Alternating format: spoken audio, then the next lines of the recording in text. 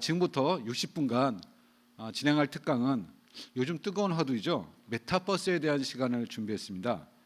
메타버스 가상융합 플랫폼으로 포스트 인터넷 시대를 열다라는 제목으로 한국전자통신연구원 기술전략센터장으로 계신 심진보 책임연구원님을 모셨습니다. 심진보 연구원님은 한국전자통신연구원 기술전략연구센터장이시고요. 충청북도 정책자문관, 충청북도 4차 산업혁명 추진위원 등을 역임하시는 등 다양한 활동을 하고 계십니다. 주요 저서로는 대한민국 제4차 산업혁명, 한국 제4차 산업혁명 연구, 신기술과 소비자 이슈, 포스트 바디레고 인간이 온다 등이 있습니다. 심진보 책임연구위원님을 큰 박수로 환영해 주시기 바랍니다. 네, 반갑습니다. 조명이 딱 비치니까 눈이 조금 부시기는 합니다. 식사들 맛있게 하셨죠? 네. 제 강연이 메타버스에 대한 이야기로 진행이 되는데 솔직히 저는요, 제 강연도 중요한데 제 다음에 오실 강연자분이 김경일 교수님이세요. 아주대학교 심리학자로 유명하시고 TV도 많이 나오신 분인데 그분 강연은 들을 때마다 사람의 폐부를 좀 찔러요. 그냥 뭔지 정확하게 보여드리는 시간이 될 텐데 저는 이 화두로 떠오르고 있는 메타버스를 50분 내에 여러분에게 설명드려야 되는 압박감이 있다 보니 이걸 진행하다 보면 요즘 등장하고 있는 새로운 기술 용어 같은 것들이 조금 튀어나올 겁니다. 가능한 설명은 드리겠지만 모든 걸 설명드릴 수 있는 시간은 아니라는 점은 양지해주고 진행에 들어갔으면 좋겠습니다. 제가 오늘 메타버스 얘기를 하면서요, 가상융합 플랫폼으로 포스트 인터넷 시대를 연다라는 부제를 달았습니다. 여러분은 지금 인터넷 시대의 혜택을 굉장히 많이 받고 살고 계세요. 근데 지금 여기 계신 CEO님들의 제가 이렇게 평해도 될지 모르겠는데 저보다는 거의 다 위신 것 같아요. 연배가 위실 것 같은데 지금 CEO분들께서는 세 가지 시대를 거치셨어요. 첫째, 산업화 시대를 거치셨습니다.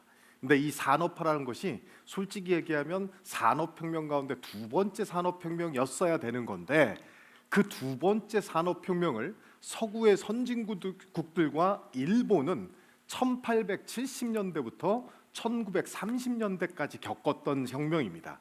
근데 그 산업화 혁명을 우리나라는 해방 이후에 그것도 좀 지나서 60년대와 70년대에 거치게 됩니다. 그러니까 여러분들은 산업화 시대를 한번 거치셨고 80년대 후반부터 정보화 시대를 거치셨습니다. 당시 80년대 후반, 90년대 초반에 TV에서 종종 돼지털 하던 거 기억나세요? 그 디지털을 돼지털로 그때 불렀었죠, 할머니가. 이 디지털 시대를 맞이했던 변화가 80년대 후반부터 벌어지는데 대한민국은 산업화를 빠르게 추격했을 뿐더러 이 정보와 디지털 시대를 다른 나라보다 조금은 빠르게 앞서가기 시작합니다. 물론 원천 기술이나 핵심 기초 원천 기술들이 부족했기 때문에 모방 전략에 그치긴 했지만 그 모방도 빠르게 하면 힘이 됩니다. 그게 과거 우리나라의 성장 전략이었던 패스트 팔로우입니다. 굉장히 빠르게 따라갔었죠. 그래서 대한민국이 이만큼 먹게 된 상태입니다. 이 와중에 이제 큰 세 번째 혁명이 벌어지고 있습니다. 이거를 누군가는 4차 산업혁명이라는 이름으로 크게 표현하기도 하지만 4차 산업혁명이 가지는 중요한 본질 중에 하나가 바로 가상화라는 겁니다. 세상의 모든 물리적인 공간에 있는 것들을 가상의 공간, 이 가상 공간을 영어로 공식적으로는 사이버 월드라고 부릅니다.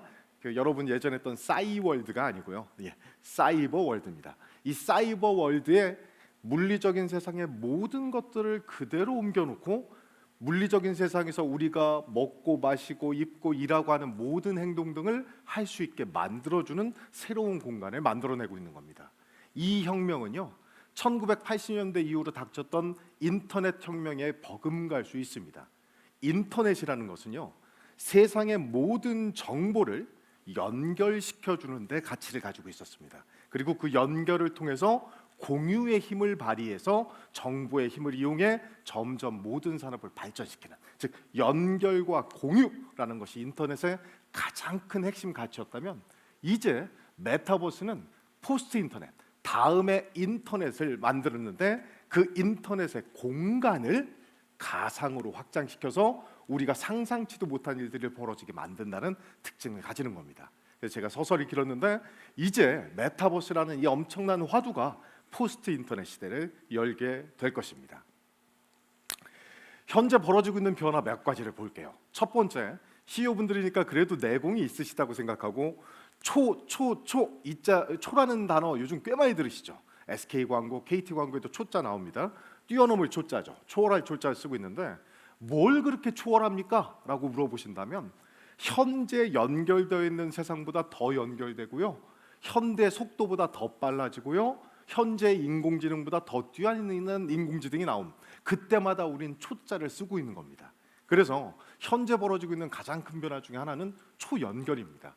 물리적인 세상, 가상공간, 세상의 모든 것, 심지어 우주에 있는 그 정보까지 이런 것들이 모두 연결되는 세상이 벌어지고 있는데 여러분들이 지금 겪고 있는 첫 번째 빅뱅 변화가 바로 뭐냐면 IoT 빅뱅이라는 겁니다.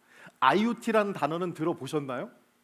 네, 끄덕여 주셔서 감사합니다. 인터넷 온 띵스, 한국말로 굳이 번역하면 사물 인터넷이라고 부릅니다. 그러니까 이건 뭐냐면 모든 사람과 사물한테 센서를 달게 하고 통신기기를 달게 한 다음에 네트워크를 연결시키는 개념. 그게 초연결입니다. 그리고 그 초연결의 가장 큰 기본은 IoT, 즉 사물 인터넷 센서와 네트워크를 곳곳에 박아놓는 겁니다.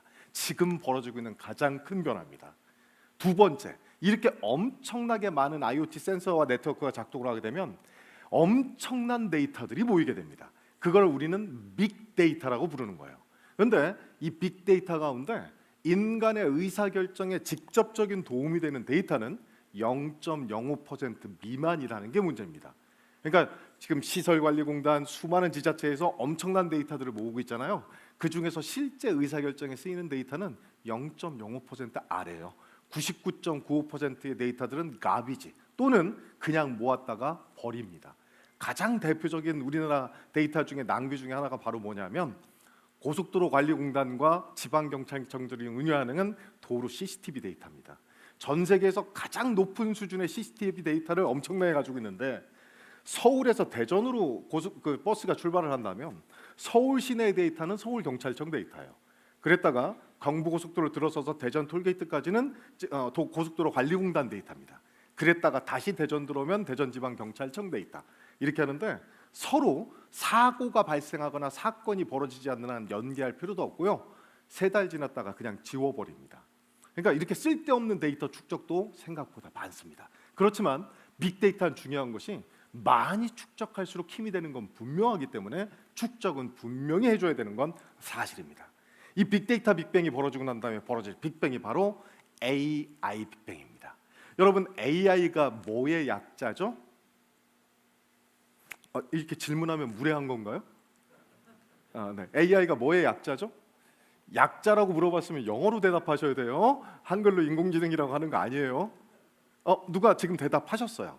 Artificial Intelligence라고 인공적인 지능, 인공지능. 제가 왜 AI의 약자를 물어봤냐면 우리나라에서 AI라는 단어가 빅히트를 쳤던 때가 언제입니까?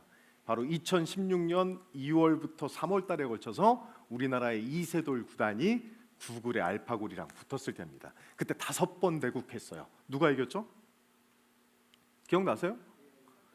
알파고리가 이겼죠. 몇 대 몇으로? 아니요, 4대 1로 이겼습니다. 당시 제가 속해 있는 한국전자통신연구원은 연구원이 한 2,500명 되는데요. 그 2,500명의 연구원들은 전부 다 내기를 걸었다고 보시면 됩니다. 그때 우리 분야였으니까 저는 알파고리가 이긴다고는 걸었는데 3대 2로 이긴다고 애매하게 10만 원을 걸었습니다. 그런데 4대 1로 거신 분은 직히 극소수였어요. 대부분 극단적으로 5대 0으로 이세돌이 이긴다, 5대 0으로 알파고가 이긴다고 대부분 돈을 거셨습니다. 그런데 결과는 놀랍게도 4대 1이었고 그 4대 1 중에 그 한 판이라는 게 굉장히 중요성을 가지죠. 왜냐하면 이세돌 구단은 인간으로서 인공지능을 바둑으로 이긴 마지막 인간이 됩니다. 그래서 더 유명해지게 되는데 그때 AI라는 단어가 전 국민에게 퍼지기 시작해요.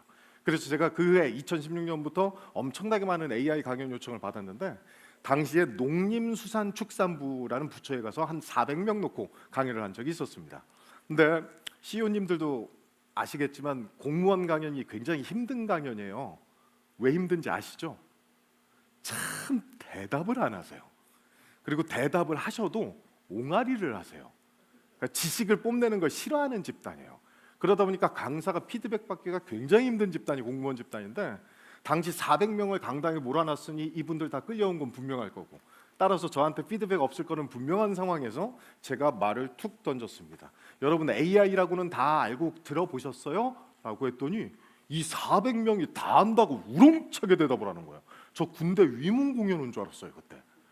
그런데 알고 봤더니 농림수산축산부의 AI는 조류독감이었습니다. 그러니까 저는 인공지능을 얘기하는 건데 그분들은 조류독감 자기들 분야라고 다 안다고 얘기한 거예요. 그래서 제가 설명하는 AI는 Artificial Intelligence, 인공지능을 얘기하는 거고, 이 사이버 월드에 엄청난 빅데이터가 생기잖아요. 인간의 이 두뇌와 일종 우리가 가지고 있는 엑셀로는 분석 못합니다. 결국은 인공지능이 빠르게 실시간으로 분석해주는 변화가 벌어지는데 그게 바로 AI 빅뱅입니다.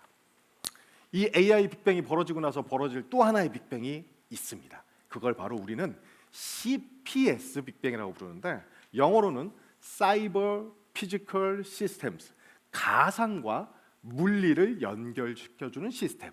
제가 아까 메타버스 얘기하면서 메타버스가 물리적인 세상 모든 것을 가상에 구현한다고 그랬잖아요. 이 두 개를 아주 밀접하게 연결시켜주는, 그걸 기술 용어로는 CPS라고 부르고, 그걸 조금 비즈니스적인 용어로는 요즘 메타버스라고 부르고 있는 겁니다. 그래서 메타버스와 CPS는 사실 같은 개념인데 좀 더 기술적인 단어냐 마케팅적인 단어냐의 차이를 가지고 있는 겁니다. 이렇게 해서 가상과 현실이 하나가 되는 변화가 곧 벌어집니다. 또 하나, 지능 정보 사회라의 변화가 벌어지고 있습니다. 우리가 3차 산업혁명을 겪으면서, 정보화 혁명, 디지털 혁명을 겪으면서 우리나라 사람들의 이 의지에 굉장히 맞는 변화가 벌어졌어요. 한국 사람들이 왜 그렇게 세계적인 빠른 성장을 이루어냈어? 라고 질문받을 때 꼭 외국 사람들이 들먹이는 단어가 바로 영어로 빨리빨리입니다. 진짜 빨리빨리란 단어를 퀴커퀴커가 아니고 빨리빨리라고 불러요. 그게 공식 용어예요. 한국인이 가지고 있는 그 엄청나게 빠르게 일을 해내고 싶어하고 뭔가 해내고 싶어하는 그 마인드. 한국 사람들은 인터넷 어떤 사이트를 클릭해서 3초가 넘었는데 지나가지 않으면 돌리는 사람들입니다. 그렇기 때문에 한국 네트워크가 빠를 수밖에 없는 거예요. 그 빨리빨리 능력이 저 정보화와 결합되면서 한국은 당시 엄청난 발전을 했습니다. 계산을 빨리 하고 효율적으로 업무 처리하는 게 굉장히 중요했던 그 시기를 겪어서 우리가 정보 사회를 만드는 데 성공을 해냈던 겁니다. 그런데 이제 생기고 있는 세계는 또 달라집니다. 정보 앞에 지능자가 붙게 됐어요. 이 지능 정보 사회는 그 정보 사회의 기반 위에 인공지능 같은 지능 기술들이 붙게 되는 시대입니다. 이렇게 되면 가장 중요한 능력이 빨리 계산하고 효율적으로 일 끝내는 능력이 아니고 어떻게 띵킹하는가, 즉 어떤 문제에 닥쳤을 때 이 문제를 어떻게 하면 잘 풀 수 있지라고 사고하는 능력이 중요해집니다. 그래서 이 사고 능력의 결과 문제 해결을 효과적으로 하는 게 가장 중요한 시대가 돼가는 겁니다. 지금 CEO님들도 마찬가지일 거예요. 이제는 워낙에 전산이라든지 사람들이 이 고도화된 자기 행정 분야라든지 여러 분야에서 능력을 갖고 있기 때문에 일 처리 속도는 다 있어요. 빨라요. 가장 중요한 문제는 무슨 문제에 봉착했을 때 이걸 어떻게 슬기롭게 해결하지라는 방안을 끄집어내는 능력이라는 겁니다. 놀랍게도 지능정보 사회가 되면서 이 방안들이 쉽게 끄집어낼 수 있어지는 게 됐다는 겁니다.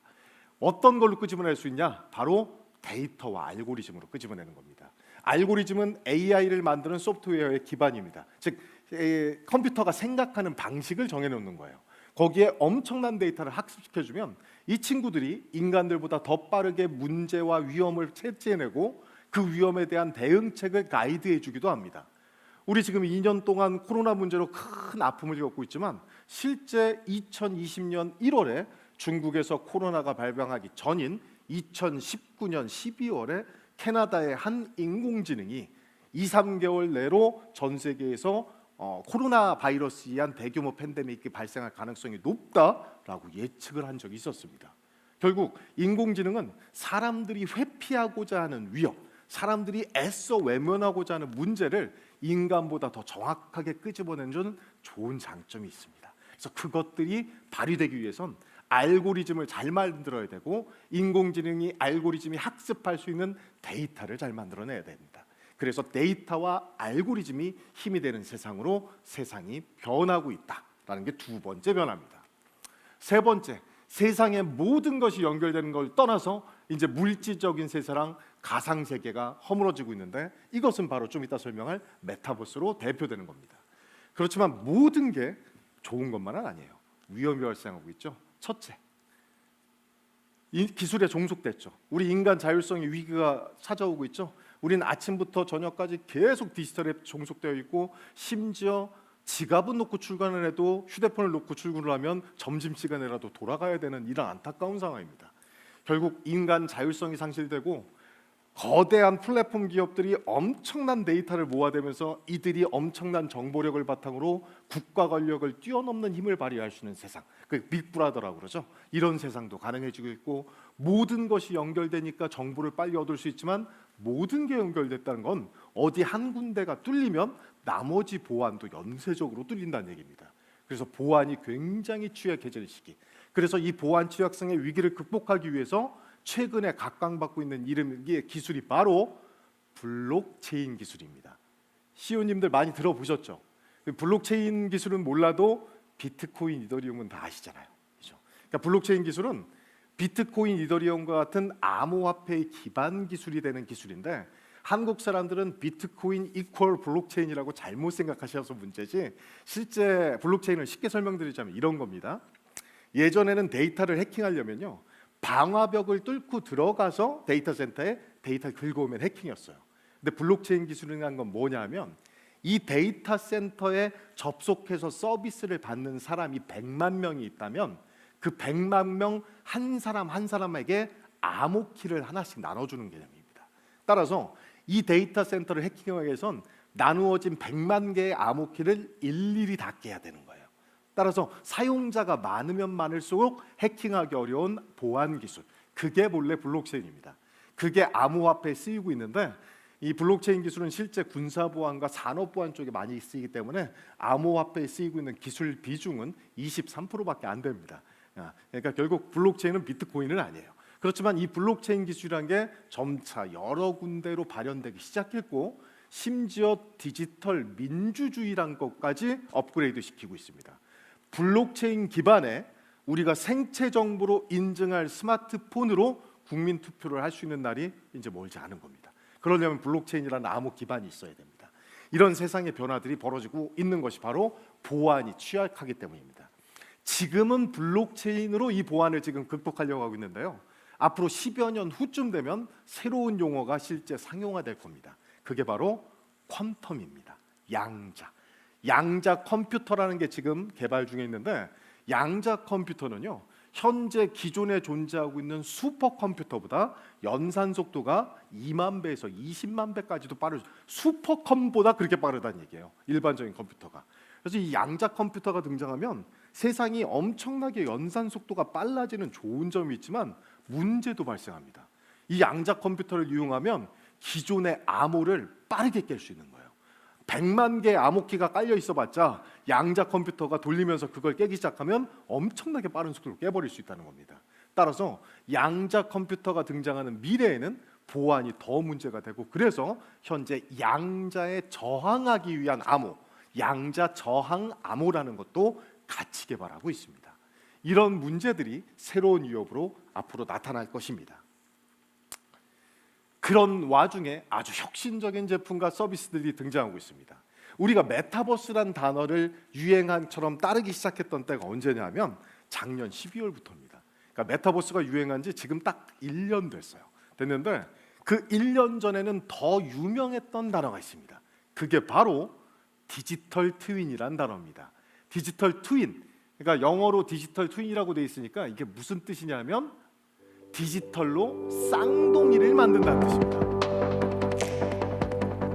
어떻게 쌍둥이를 만드냐면 현실에 존재하는 엔진, 사람의 모습, 건물, 자동차, 이런 모든 것들을 디지털 속에 하나 만들어두는 거예요. 만들어두면 뭐가 좋아지냐면, 내가 실제 공장을 만들기 전에 우리는 공장을 설계하고 하지만 그 설계한 걸 디지털에 한번 구현해 보면, 어떻게 기계를 배치해야 이게 효율적으로 움직이는가를 시뮬레이션을 자꾸 할 수 있어요. 이 시뮬레이션을 몇 번 거쳐서 최적의 공정 동선을 만들어내면 그대로 짓기 시작하는 겁니다.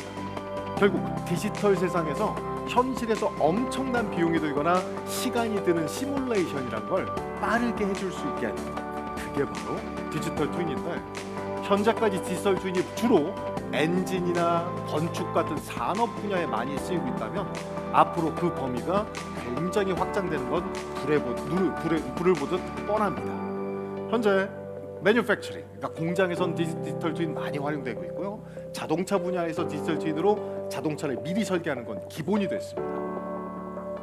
건축물을 만들 때도 엄청나게 큰 유용성이 있어서 실제 싱가포르 같은 경우는 스마트 도시 지역 하나를 설계할 때 도시 건물들을 어떻게 배치해야 건물마다 일조량이 제일 좋고 건물 사이에 바람이 잘 통하는지를 일일이 시뮬레이션 한 다음에 도시를 건설했습니다. 이런 일들이 가능해지는 거죠. 나중에 이 디지털 트윈이란 건 산업과 인간의 삶에 엄청난 혁명적인 변화를 가져올 것이다 라는 전망들이 우세한 상황이었습니다. 그런데 이 디지털 트윈이라는 것 자체의 뜻이 바로 현실 세계에 존재하는 모든 것을 디지털 세상의 쌍둥이로 만들어 놓는 것이었다면, 그것을 조금 더 비즈니스적이고 실제 사업 모델로 발전시키는 것들이 등장하기 시작합니다. 그게 오늘의 핵심 주제인 메타버스입니다. 디지털 트윈이라든지 CPS 기술 같은 것들을 실제 쓸 수 있게 만들어주는 개념이 바로 메타버스의 개념인 겁니다. 이 메타버스라는 게 영어로는 초월한다는 그 초자 메타란 단어랑 유니버스, 그러니까 세계란 뜻의 벌스를 합쳐서 초월한 세상, 초월 세상, 초세상, 이런 식으로 억지로 번역을 하기도 하는데, 현재의 세상을 뛰어넘는 세상. 그래서 현실 세계와 가상 세계가 두 가지가 동시에 비슷하게 존재한다면 서로 같이 움직이고, 현실 세계에서 했던 일을 가상 세계에서 하기도 하고, 가상 세계에 했던 놀이를 현실에서 다시 만나기도 하고, 이게 서로 같이 연결되면서 일들이 벌어지고 재미가 발생하는 공간, 그것을 바로 메타버스라고 부릅니다. 그래서 쉽게 얘기하면 초월된 공간이야 라고 생각하시면 좋은데요, 이 메타버스를 가장 잘 설명해 준 건 놀랍게도 SF 영화들입니다. SF 영화 가운데 제가 추천드리는 대표적인 영화가 바로 이 영화입니다. 제목이 메타버스가 아니고요, 레디 플레이어 원이라는 영화입니다.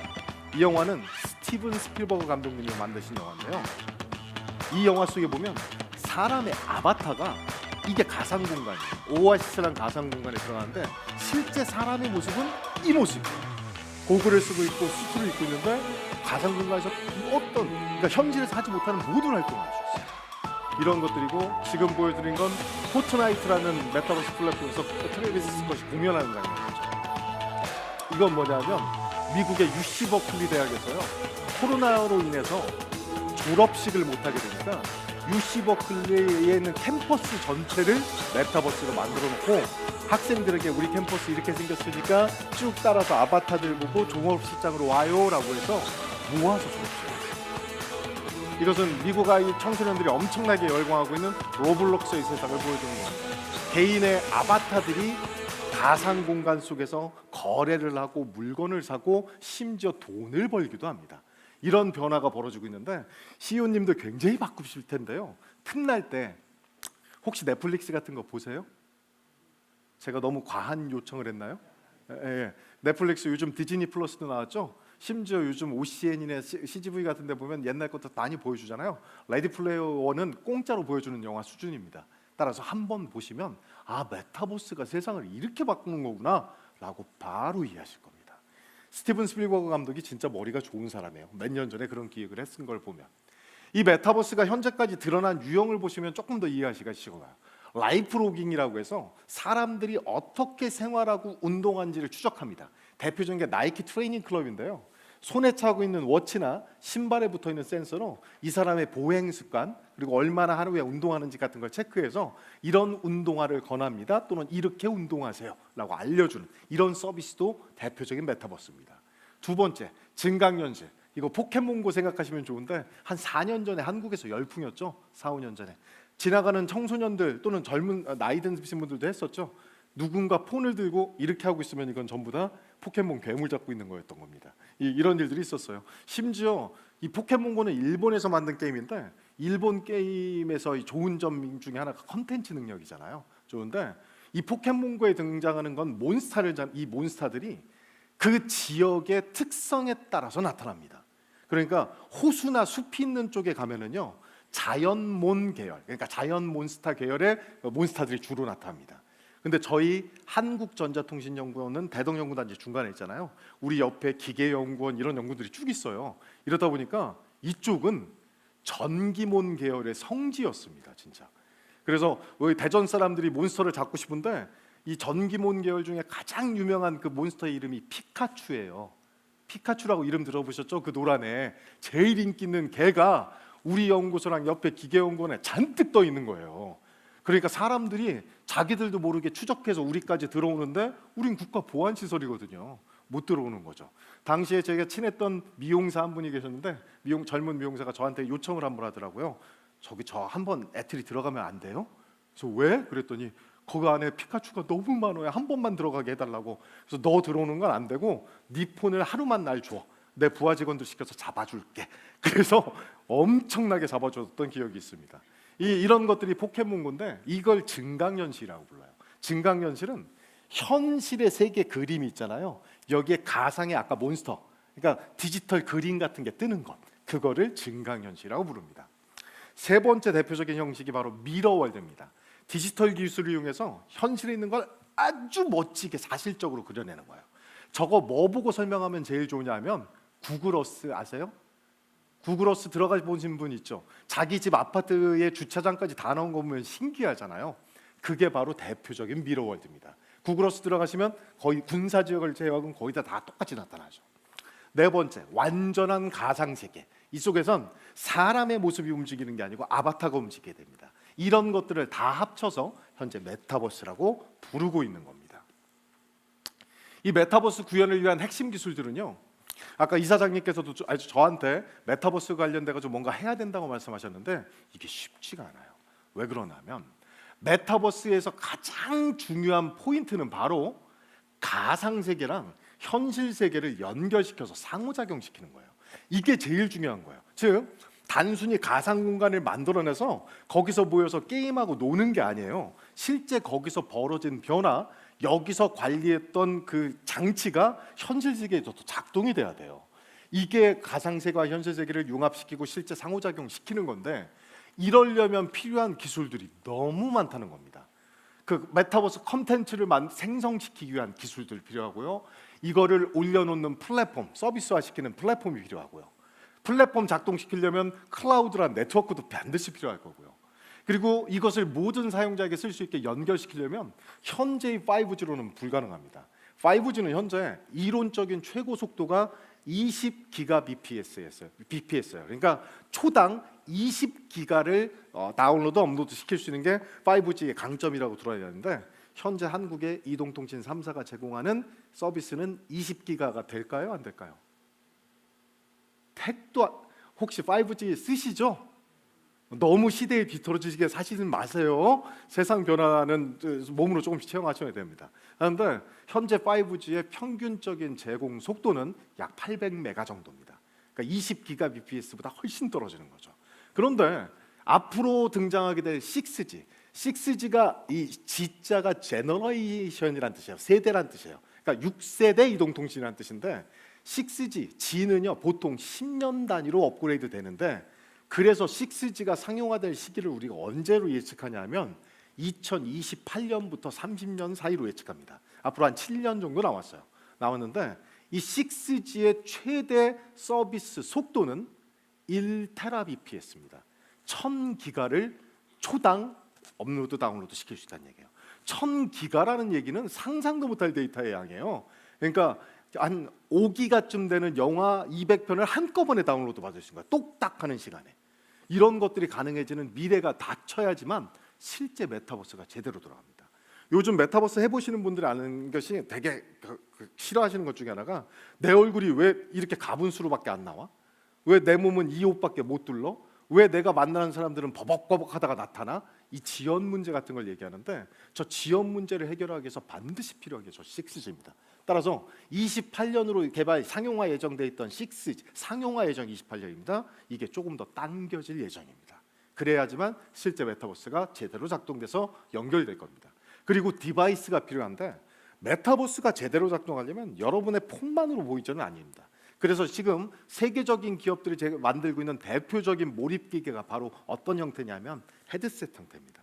헤드셋 형태로 보게 되는데 이거 VR 고글 써보신 적 있죠? 관광지나 이런 데 가도 쓸 수 있잖아요. 15분 쓰면 토 나와요. VR 고글은. 그래서 현재 토가 안 나올 정도로 조금씩 성능을 업그레이드해서 1시간 정도 연속해서 봐도 머리가 어지럽지 않은 고글은 개발돼 있지만 최대 한계가 1시간이에요 지금. 근데 저걸 쓰고 살아야 되는데 저걸 어떻게 합니까? 좀 더 좋은 고글들이 나와야 되겠죠. 그래서 고글 말고 지금 등장하고 있는 게 한때 구글이 추진했다가 실패했지만 다시 나가고 있는 글라스입니다. 이 글라스에 메타버스 서비스가 뜰 수 있는 것들 지금 개발하고 있고요. 전용 디바이스들이 등장하게 될 건데 대표적인 전용 디바이스가 바로 뭐냐면 홀로그램 디바이스입니다. 우리가 스타워즈에서 봤던 그 녹색, 파란색 홀로그램들이 이미 다 구현되어 있어요. 2000년대 초반에 이미 다 구현했어요. 했는데 왜 홀로그램 서비스를 우리가 직접 못해요? 이 홀로그램 장치를 여러분 집에서 설치하려면 최소한 20억 들어가겠죠?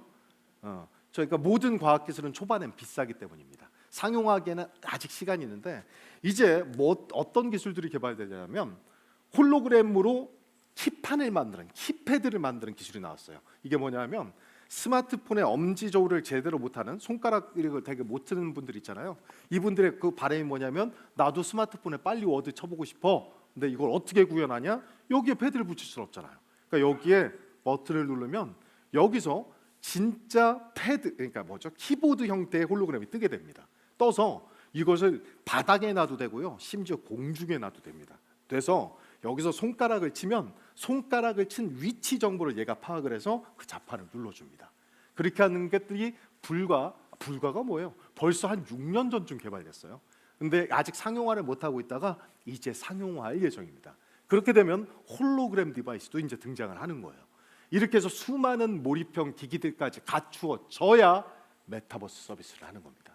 결국 메타버스 서비스는 우리가 지금 지자체랑 같이 해가지고서 플랫폼 하나 만들고 거기에 올릴 수 있는 도자기 모양 100개 갖다 오면 되겠네? 아니요. 그럼 콘텐츠랑 저 OS밖에 없는 거잖아요.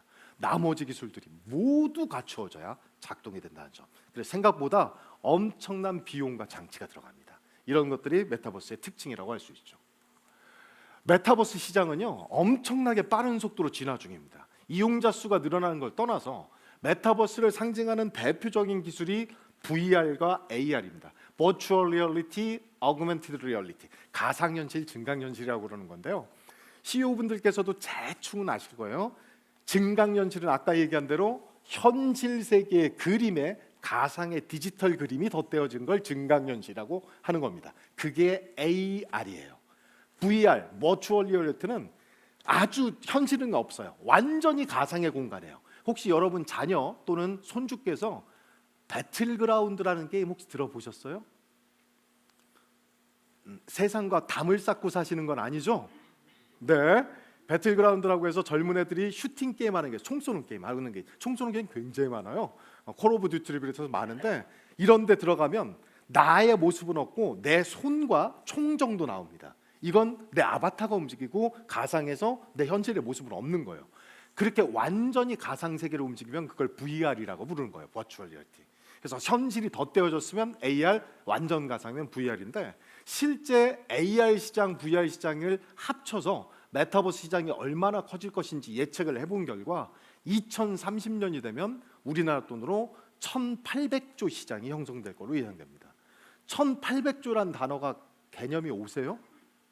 우리나라가 세계 GDP 지금 몇 위 정도 하죠? 대답해 주실 분.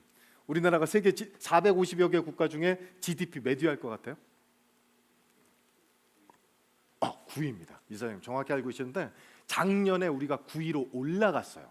본래는 10위였는데 우리가 작년에 제낀 국가가 바로 이탈리아입니다. 저는 작년에 이 뉴스를 너무 감동 깊게 봤어요. 왜냐하면 2차 산업혁명 때 1870년대부터 산업화에 끌었던 국가들이 하나같이 제국주의 국가가 돼요. 그 대표적인 게 미국도 제국주의 국가였어요. 그때는 미국, 영국, 독일, 프랑스, 이탈리아, 일본 같은 나라들이었습니다. 그런데 이런 나라들이 세계 경제를 100여 년째 패권을 쥐고 놔주질 않고 있는 상황이었어요. 그런데 식민지였던 국가가 제국주의 국가를 중국 규모에서 GDP로 깨고 올라갔다는 뉴스는 저한테는 굉장히 벅찬 뉴스였어요. 그러니까 한국은 세계 GDP가 9위인 엄청나게 발전한 국가입니다. 그래서 여담이지만 종종 제가 국회의원분들이랑도 얘기할 때 있잖아요. 그분들이 가끔 제 강연 들을 때 이런 얘기하는 거예요. 아, 우리가 미국과 중국의 틈바구니 속에서 미국의 안보를 의존하고 있고 중국의 경제 의존을 하다 보니 어디에 끼지도 못하고 힘들어 죽겠습니다. 그러면서 하시는 말씀이 약소국의 비애가 느껴집니다 라고 표현을 하시는 분이 있어서 제가 제지했습니다. 바로 의원님, 우리 약소국 아니에요. 핵 같은 비대칭 전력을 제외한 재래식 군사력 세계 6위고요. 경제력으로 따지면 9위, 수출로 따지면 10위권 내고요. 1인당 GDP는 23위지만 그건 사람 쪽수가 많아서 그런 거고, 전반적인 모든 걸 봤을 때 세계 10위권 이내 국가입니다. 우리나라는요, 내신으로 뜨면 고교 내신으로 뜨면 1등급 국가예요. 그러니까 우리나라의 지정학적인 위치가 하필이면 러일 미중이라는 세계 4대 강국 사이에 껴있는 거지, 우리나라를요 중유럽의 폴란드 밑에 갖다 놓잖아요. 그럼 우리 중유럽 패권 국가예요. 그렇게 강한 나라이기 때문에 자부심은 가지셔도 됩니다. 다만 이 모든 문제는 지정학적인 문제입니다 라고 말씀을 드렸던 적이 있는데, 좀 여담이지만 이렇게 GDP가 강건하게 서서 세계 9위를 달성한 우리나라의 GDP가 바로 연간 약 1,900조가 좀 안 됩니다. 딱 이 정도예요. 그러니까 메타버스 세계 시장이 세계 9위 경제권 국가의 1년 GDP만큼 매년 그러니까 발생할 가능성이 커졌다. 그러니까 엄청난 규모로 크고 있는 거고, CAGR, 그러니까 매년 얼마나 이 산업이 성장하는 것이냐 보면 연평균 32% 정도 찍을 걸로 봅니다. 우리 경제 성장률이 2% 되잖아요. 지금 2%도 위험하죠. 매년 32%가 산업이 성장한다는 건 말도 안 되는 고도 성장입니다. 그래서 메타버스는 경제적으로 산업적으로 무궁무진한 그런 잠재력을 가지고 있는 거죠. 이 장면이 바로 메타버스 서비스 사례예요. 오징어 게임 보셨습니까? 예? 오징어 게임 보셨어요? 얘들 뭐 할 것 같아요? 오징어 게임을 직접 못하니까 아바타들로 하는 거예요. 진짜 총 쏴서 죽여버립니다. 아바타.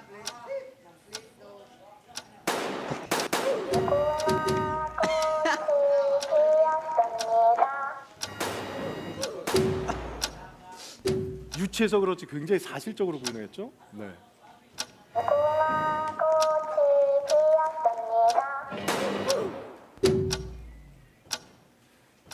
이제 밖에서 하지 못하는 것들이 많았잖아요. 코로나 시대. 이러다 보니까 사람들이 저렇게 모이는 거예요. 여러분 손주나 자녀 세대는요, 생각보다 메타버스 공간에서 요즘 자주 모여 있을 거예요. 친구들과 대화도 메타버스 공간 내에서 해버려요. 이런 일들이 벌어지고 있다는 거죠.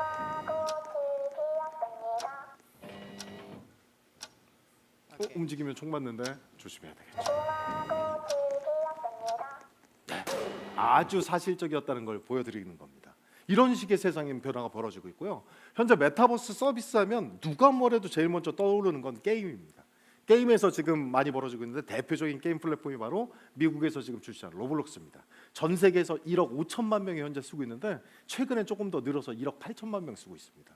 엄청나게 많은 미국 청소년의 90%가 저 로블록스를 하고 있는데, 문제는요, 로블록스 내에서 게임을 할 수 있거든요. 근데 심지어 게임을 쉽게 만들 수 있는 키트가 장비되어 있어요. 그래서 그 안에서 게임을 유저가 만듭니다. 그리고 그 게임을 사용자가 사용하면은요, 돈을 벌어요. 실제 로블록스 게임을 해가지고서 돈을 벌고 있는 미국의 청소년 숫자는 125만 명입니다. 게임을 만들어서 한 푼이라도 몇 달러라도 번 거고요. 실제 고등학생 억만장자들이 탄생하기 시작했어요. 로블록스에서 게임 만들어서 그게 대박 나면서. 그런데 한국에도 로블록스 하는 친구들 꽤 있어요. 있는데 한국에서는 그게 법적으로 제한을 받습니다. 한국의 게임산업진흥에 관한 법률 제32조를 보면은요, 한국은 게임 내에서 벌어들인 아이템 같은 것을 현실의 돈으로 환전하거나 교환할 수 없게 막아놨어요. 그래서 한국에서는 게임을 만들고 싶어도 만든 돈을 현금화시킬 방법이 없는 거예요. 미국은 그게 가능한데 이렇게 되면 크리에이터들이 그 메타버스 공간에 들어가서 못하러 게임을 만들겠어요. 그러니까 제도가 메타버스 시대에 맞게 바뀌어져야 되는 세상이 도래했다고 보면 되는 겁니다. 포트나이트는요 아주 본래 그러니까 게임 슈팅 게임 수준이었는데 요즘 유명한 게 BTS 방탄소년단 이제 뭐 군대를 갈지 안 갈지 결정되겠지만 방탄소년단 뮤직비디오를 포트나이트를 통해서 제일 먼저 공개합니다. 그리고 트래비스 리 같은 애가 포트나이트에서 공연을 해서 엄청난 돈을 벌었는데 한 번 공연으로 벌어들인 돈의 그 금액이 2천만 불 수준이었습니다. 엄청난 공연들이 거기서 벌어지고 있는 거죠. 마인크래프트나 동물의 숲과 같이 굉장히 유치한 아바타를 이용하고 있지만 게임을 이용해서 사람들에게 접근하고 있는 그 메타버스 플랫폼들이 많고요. 실제 마인크래프트는 전 세계 2억 개 정도가 팔려서 사실 로블록스보다 더 많이 팔려 있는 게임 플랫폼이라고 보시면 될 겁니다. 한국의 가장 대표적인 플랫폼이 바로 제페토와 유니버스입니다.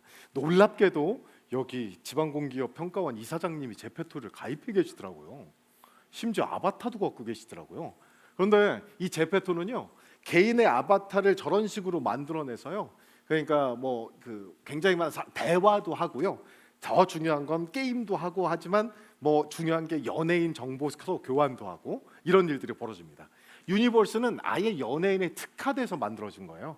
각 연예인 쪽에 가입을 하면은요 이 연예인의 하루 동선이 다 뜹니다. 떠서 내가 어딜 가야 이 오빠를 만날 수 있는지 알려줘요.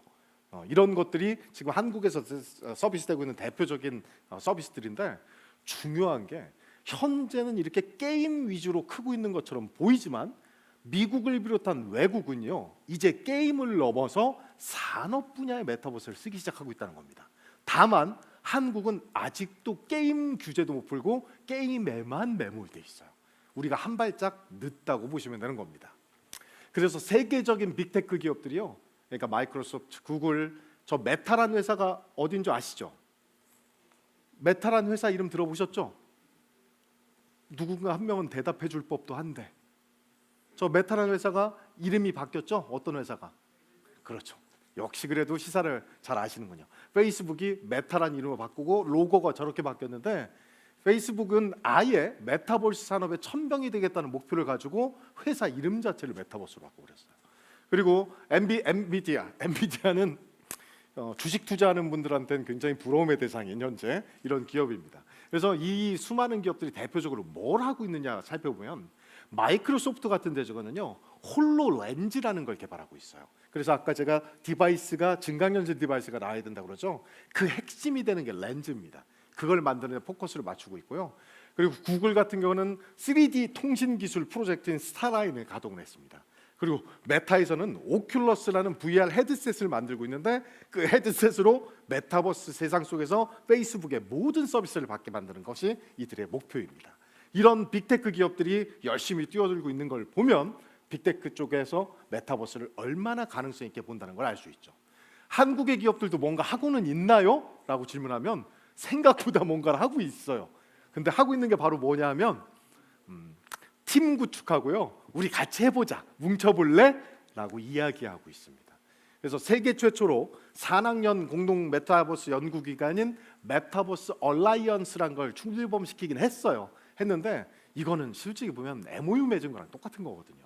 그래서 아직까지 한국 기업들은 이제 막 팀을 구축하는 단계 정도에 머물러 있다고 보시면 됩니다.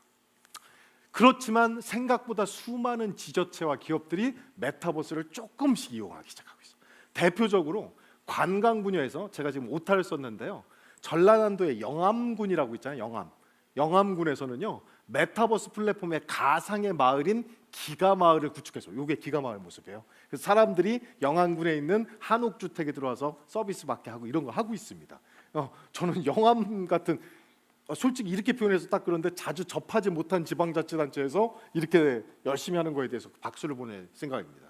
금융 분야에서도요. 지금 뭘 하고 있냐면 메타버스 내에서 대출 심사를 할 수 있는 플랫폼을 만들고 있습니다. 그게 뭐냐면 내가 은행에 갈 시간도 없고 은행이 지금 점포도 없어지고 있잖아요. 은행 점포 많이 없어지고 있는 거 아시죠? 그래서 은행들이 지금 점포를 줄이고 있는데 점포 줄이는 것을 우리나라 정부에서 막아요. 왜냐하면 점포가 없으면 소비자들의 접근성이 문제가 때문에. 그래서 은행들이 지금 뭘 하고 있냐 하면 편의점이랑 제휴하고 있어요. 그러니까 편의점에 가시면은요, 통장 개설이라든지 이체라든지 이제 할 수 있어요. 그리고 편의점 가서 이 편의점 알바생한테 네가 내 계좌를 만들어 줄 수 있어 물으면 알바가 여러분한테 패드 하나를 보여줄 거예요. KB국민은행의 직원과 이야기를 나눠보십시오 하고 패드를 줄 거예요. 그걸 보면 통장 개설하는 겁니다. 이런 식으로 해서 은행들도 점포 들어가는 거에 대해서 굉장히 민감한데, 온라인으로 만든 메타버스 점포를 만들어서 뭘 할 거냐면 아바타가 이제 거길 들어가서 대출 서류를 제출하고 대출 심사를 받는 거예요. 그 대출 결과 거기서 듣게 되고, 이 서비스를 시범 서비스를 이미 한번 성공을 했습니다. 유통 분야에서도 쓰이고 있고요. 자동차 쪽에서 만드는데 메타버스 활용하고 있고, 의료 분야에서 생각보다 메타버스가 빨리 쓰이고 있는데, 분당 서울대병원은 가상의 수술실 만들어서 거기서 수술하는 거, 그러니까 서비스 시범 연습을 해냈고요. 가장 좋았던 소식 중에 하나는 우리나라의 남극의 세종기지 있잖아요. 남극 세종기지에 보면 의료대원이 2명 상주를 해요. 근데 이분들의 수준이 완전 외과 의사 수준은 아니신 거예요. 그런데 다치는 형태라든지 아픈 형태는 여러 가지니까 두 분이 대응을 못한대요. 그래서 남극에서 다친 직원을 이 메타버스 공간에 올려놔서 어디 분야가 무슨 뭐가 되는지 스캔을 해서 서울에 있는 의사들이 그걸 보고 협진을 해서 지금부터 어떻게 처치하세요라고 알려줘서 처치하는 메타버스 의료 서비스 시범 사업을 했고요. 성공했습니다. 이제 앞으로니까 우리나라에서 제도상으로 원격 진료가 막혀 있을 뿐 이제 가능해지고 있는 거죠. 이런 변화들이 응용 분야별로 나타나고 있습니다. 메타버스는 굉장히 중요합니다. 제가 한마디로 설명드리자면 메타버스는 포스트 인터넷 시대의 새로운 패러다임이기 때문입니다. 아까 처음에 제가 초장에 말씀드린 인터넷이 세상을 연결시키고 공유시켰다면, 이제 메타버스는 그 연결과 공유를 가상의 공간까지 확장시켰고, 코로나로 인해서 우리가 비대면이라는 게 익숙해진 세상에서 저렇게 살 수 있다는 것을 보여주고 있기 때문에 굉장히 중요한 패러다임입니다. 그리고 또 하나 중요한 거, 아까 플랫폼만 만들면 되는 게 아닙니다. 컨텐츠만 만들면 되는 게 아닙니다. 수많은 IT 기술과 공진화, 그러니까 같이 진화하는 게 필수인 기술이기 때문에 메타버스가 진화하면 디지털 강국 우리나라의 모든 디지털 수준도 상승할 수밖에 없는 겁니다. 이런 변화가 메타버스의 중요성을 높이고 있는 겁니다. 현재 메타버스의 수준은요, 이런 수준이에요. 현재 여러분들, 그러니까 이사장님 쓰시는 제페토는요, 체험 수준이에요. 체험형 서비스가 언제까지 나올 거냐면 약 2023년 정도까지. 그리고 나서는 이것들이 산업의 분야, 유통, 제조 이런 쪽으로 들어가는 것이 산업 특화형 메타버스로 발전하게 될 거고요. 2000년대 말 6G가 진짜 상용화되는 시점에서 엄청난 고용량의 실감 컨텐츠가 이제 제공될 수 있다면, 이때부터는 여기에 인공지능이 탑재된, 인공지능 아바타 친구가 나랑 같이 대화하고 같이 게임하고 바둑 두고 이런 세상이 가능해지는 지능형 메타버스 시대가 될 겁니다. 이런 변화 단계를 받다 보면 2030년대, 그러니까 지금으로부터 10년 뒤에는 여러분 모두 여러분의 아바타 하나가 가상에 있을 겁니다. 현재는요, 이 아바타가 로블록스를 하다가 포트나이트로 넘어가지 못해요. 둘 다 다른 아바타를 써야 되는데, 지금 수많은 개발자들이 공통적으로 개발하고 있는 게 바로 뭐냐면, 하나의 아바타가 수많은 모든 걸 돌아다닐 수 있게 해야 되는 거 아니냐. 그래서 이 아바타를 심지어 부르는 용어로 디지털 휴먼이란 용어를 부르고 있어요. 휴먼인 나를 디지털로 하나 만드는 게 여러 군데도 다 있을 게. 이게 2030년대쯤 되면 완전히 여러분 세상에 도입될 겁니다. 그러면 여러분들은 이제 가족을 만나든 게임을 하든 일을 하든 내 아바타를 보내는 일도 가능해질 겁니다.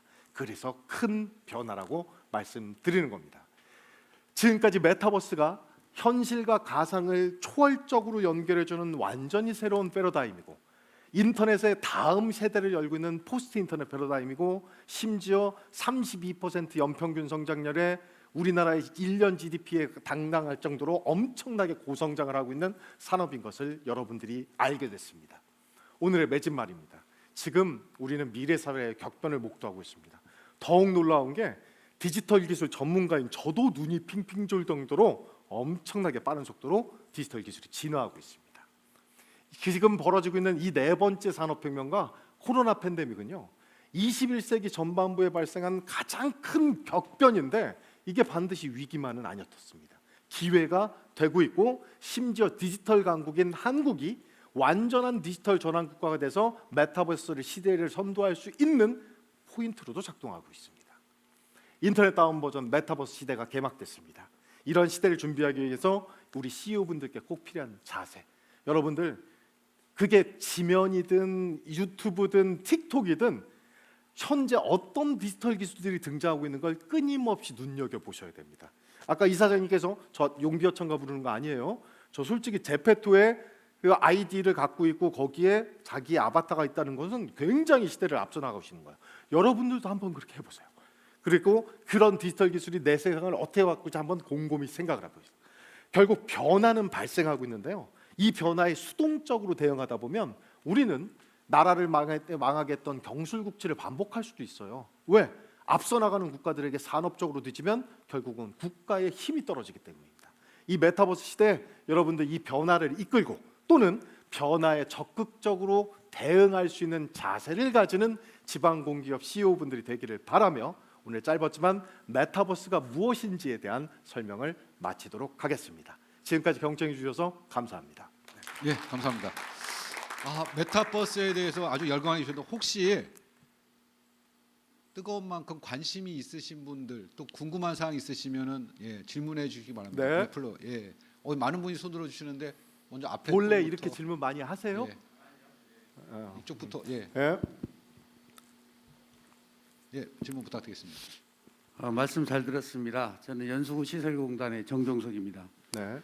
저는 다른 관점에서 메타버스와 관련해 가지고 국내 기업 중에서 투자를 가장 활발히 하고 있는 주가와 관련해서 질문 많이 투자를, 받아요. 네. 소개해 주시기 바랍니다. 중소기업들의 대한민국의 메타버스 기업들은요. 메타버스 기업이라고 네이버 치시면 한 50개 나옵니다. 그래서 제가 이름을 알려드릴 필요는 없고요. 심지어 이미 거의 대부분 수익 실현이 돼 있어요. 지금 들어가시는 건 주식으로는 조금 늦어요. 그런데 한국 기업 중에서 메타버스를 이끌어 나가는 기업들로 지금 나설 대표적인 기업은요. 플랫폼 기업들이에요. 플랫폼 기업 중에서 한국을 대표하는 플랫폼 기업이 어디입니까? 네이버와 카카오잖아요. 둘은 메타버스 시대의 준비를 빠르게 하고 있고요. 그 다음 여기에 눈독을 들이는 대표적인 기업들은 이동통신 사업자들입니다. 이동통신 사업자들은 전통적인 파이프라인만 제공해서는 돈을 못 벌어요. 이제 따라서 메타버스 기업으로 탈바꿈해서 자기들도 서비스를 한번 제공해 보자라는 쪽에 지금 포커스를 맞추고 있기 때문에 장기적인 투자를 위해 거대 플랫폼 기업과 이동통신 사업자들을 권하고 단기적인 투자를 하실 양이면 저보다는 네이버나 구글한테 물어보면 더 많이 나옵니다. 네. 명쾌한 답변 감사드립니다. 네. 장기적인 투자를 제안 드렸습니다. 두 번째 질문 네. 부탁드리겠습니다. 지방공기업평가원의 연구위원입니다. 강대창입니다.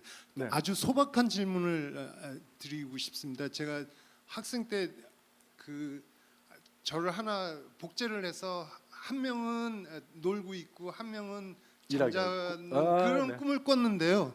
메타버스가 이게 이제 본격화되면은 진짜 메타버스에서 나의 분신이 일을 하고 있고 진짜 저는 쉬고 있을 수가 있나요? 아니 그건 불가능합니다. 그러면 그러니까 메타버스를 현재 사용할 수 있는 사용해야 되는 그 의의가 많이 줄어드는데요. 제 개인적인 근데 입장에서는. 이 메타버스가 인공지능이 탑재가 되는 시절이 되고 얘가 내 행동 패턴과 일하는 패턴을 완전히 학습한 상태가 된다면 그건 가능할 수 있어요. 그리고 하시는 일이 단순 반복적인 일이라면 더 잘할 수 있어요. 근데 모여서 회의해야 되는데 난 자고 있고 얘가 말할 것 같아요? 그건 어렵죠. 현재 메타버스가 어떻게 쓰이냐면 비대면에서요. 요즘 메타버스는 사람이 메타버스 공간으로 딱 들어가면요. 자기 사진이 얼굴에 드러나거나 자기 사진에 맞춘 아바타가 하나 생성돼요. 그렇게 돼서 사람들이 테이블에 있으면 다가가면 거기 있는 사람들이 얼굴이 다 떠요. 다 떠서 김 대리님 오셨어요? 박 차장님 오셨어요? 이렇게 서로 인사 나눈 다음에 실제 의자에 앉아서 거기서 회의를 시작해요. 요즘 메타버스로 그렇게 일하고 있는데 그러려면 아직은 본인이 깨어 있어야 돼요. 예, 소박한 질문이지만 완전 지능화되지 않는 상황에선 그럴 수밖에 없다라고 말씀드리겠습니다. 예, 일정 관계상 마지막 한 분만 플로에서 받도록 하겠습니다. 시간은 좀 모자란 편이긴 한데. 예. 감사합니다. 시간 모자란 거 아시고 질문 안 주신 것 같습니다. 빠르게 변화하고 있는 메타버스와 가상융합 플랫폼에 대응할 수 있도록 명쾌한 강의를 해주신 심진보 책임위원님께 다시 한번 감사의 큰 박수 부탁드리겠습니다. 예. 네.